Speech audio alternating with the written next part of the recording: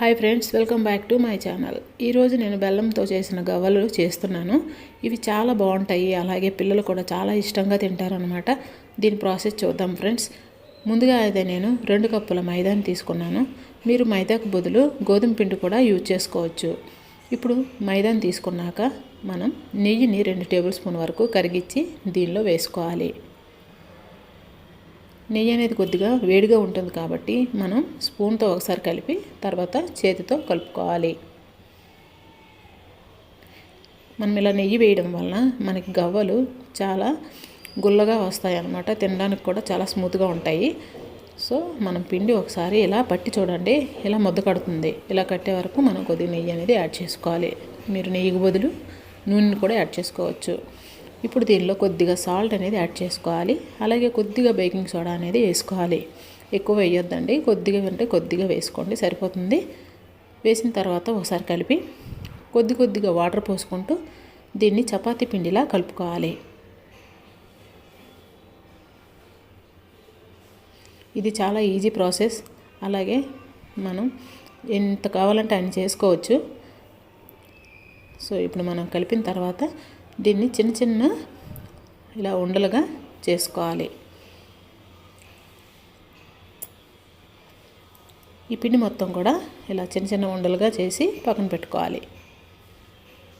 ఇలా పెట్టుకున్నాక మనం గవ్వల పెట్టి ఉంటుంది కదా, గవ్వల పెట్టి కానీ లేదా మనం ఇది అందరి దగ్గర అవైలబుల్ ఉంటుంది కాబట్టి ఇది తీసుకొని మనం గవ్వల్ని ఈజీగా చేసుకోవచ్చు. నా దగ్గర అయితే గవ్వల పెట్టి ఉంది, కానీ అది నేను తీయలేదు. సో ఇప్పుడు దీనిపైన నేను ఇవన్నీ కూడా గవ్వల్ని చేస్తున్నాను. మనం ఇలా ఈజీగా చేసేయచ్చు అనమాట. ఇవన్నీ కూడా మనం ఇలా గవ్వలుగా చుట్టుకొని పక్కన పెట్టుకోండి. ఇప్పుడు స్టవ్ వెలిగించి కడాయి పెట్టుకున్నాక డీప్ ఫ్రైకి సరిపడా ఆయిల్ అనేది యాడ్ చేసుకోవాలి. ఆయిల్ హీట్ ఎక్కిన తర్వాత ఈ గవ్వలని ఎన్ని పడితే అన్ని వేసుకోండి. వేసిన తర్వాత వెంటనే కలపకుండా ఒక 2-3 నిమిషాల పాటు అలాగే విడిచిపెట్టేయాలి.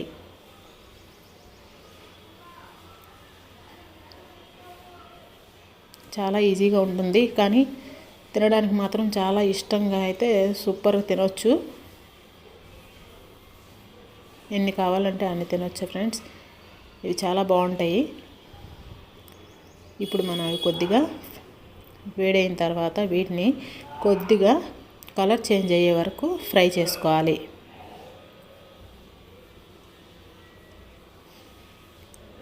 మధ్యన కలుపుకుంటూ వీటిని ఇలా ఫ్రై చేసుకోండి.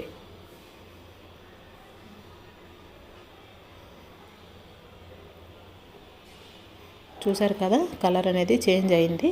ఇలా కలర్ చేంజ్ అయిన తర్వాత మనం వీటిని తీసేయాలి. తీసి ఒక గిన్నెలో కానీ లేదా ఒక ప్లేట్లో కానీ వేసుకోండి.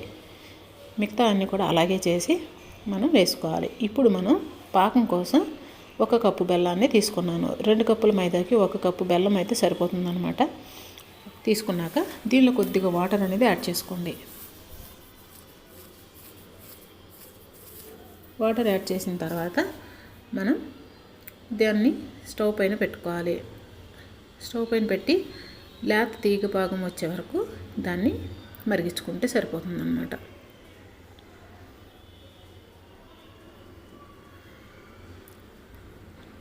చూసారు కదా, మనకి లేత తీగ పాకం వచ్చింది. మీరు కావాలంటే చేతితో ఒకసారి చెక్ చేసుకోండి. చేతికి ఇలా జస్ట్ అంటితే చాలు. మరీ ఎక్కువగా చూడండి, లేత తీగ పాకం ఇలా వస్తే చాలు. మరీ ముదురు పాకం తీయొద్దు. తీసిన తర్వాత మనం ఒక స్పూన్తో ఇలా మనం గవ్వల మీద కొద్దిగా వేసుకొని కలుపుకోవాలి. ఒకేసారి వేయొద్దు ఫ్రెండ్స్.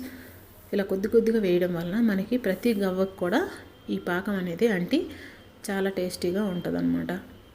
ఇలా వేసిన తర్వాత దీన్ని ఒకసారి బాగా మనం గిన్నెలో వేసుకుంటే మనం కలుపుకోవడానికి ఈజీగా ఉంటుందన్నమాట. సో ఇలా కలుపుకోండి.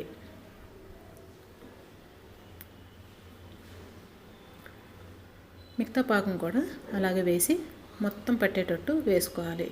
చూసారు కదా, సగం అంటింది, సగం అంటలేదు. అందుకే కొద్దిగా పాకం అనేది వేసుకుంటూ కలుపుకోవాలి.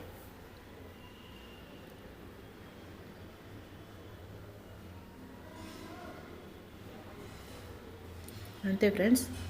ఇలా వేసిన తర్వాత మనం కలుపుకున్నాక ఒక 5 నిమిషాలు లేదా ఒక 10 నిమిషాల పాటు అలా విడిచిపెట్టి తర్వాత మనం ఒక్కొక్క గవ్వని తీసి విడదీసేయండి. చూడండి ఎంత బాగా పాకం పట్టింది కదా. అంతే ఫ్రెండ్స్, ఎంతో టేస్టీగా ఉన్న ఈ బెల్లం గవ్వలు రెడీ అయిపోయింది. మరి మీకు కానీ నా వీడియో నచ్చినట్లయితే లైక్ చేయండి, షేర్ చేయండి, సబ్స్క్రైబ్ చేసుకోండి ఫ్రెండ్స్.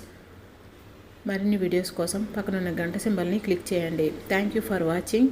Bye friends.